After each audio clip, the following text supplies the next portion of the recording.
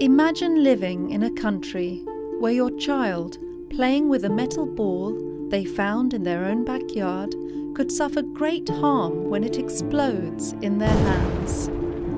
Imagine a place where going to farm your land can put your life at risk, where cooking your family dinner can cause your house to go up in smoke. This country exists.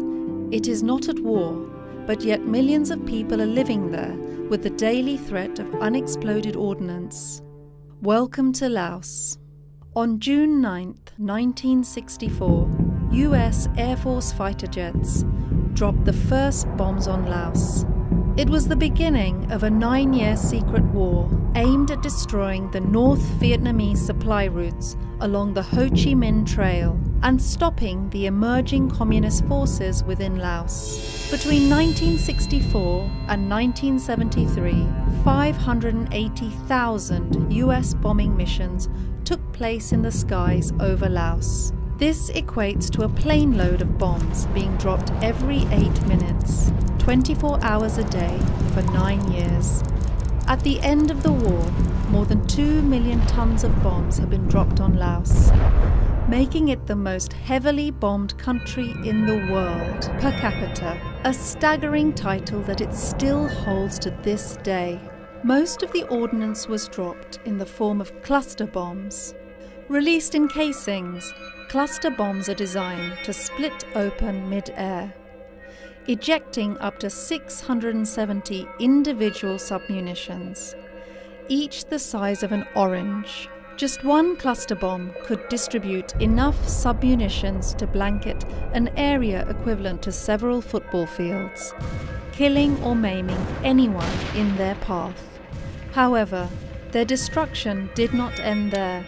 Around 10 to 30% of these cluster bomblets, amounting to approximately 80 million of these cluster bomblets, failed to detonate, and many still lie in wait on the ground in Laos today. They are known as bommies, and even decades later, they remain a lethal threat to civilians. Unlike landmines, bommies do not explode when they are simply walked upon. Most often, they are detonated when a farmer accidentally strikes one with a hoe when tilling a rice paddy, or when children throw them back and forth as part of a game. Sometimes they explode when they are tampered by scrap metal scavengers, or even when cooking fires are built near to where they are buried. Since the war ended over 40 years ago, bommies have killed or injured more than 20,000 persons, 40% of them children. This continues to be the daily reality of the people of Laos. To reduce the devastating effects of this painful legacy, every day throughout the country, over 3,000 men and women are conducting UXO clearance work.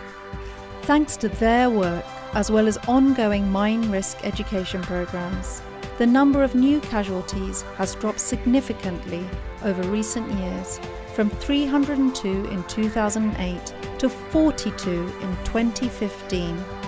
However, survivors of UXO accidents also need support. In 2012, their number was estimated at 15,000.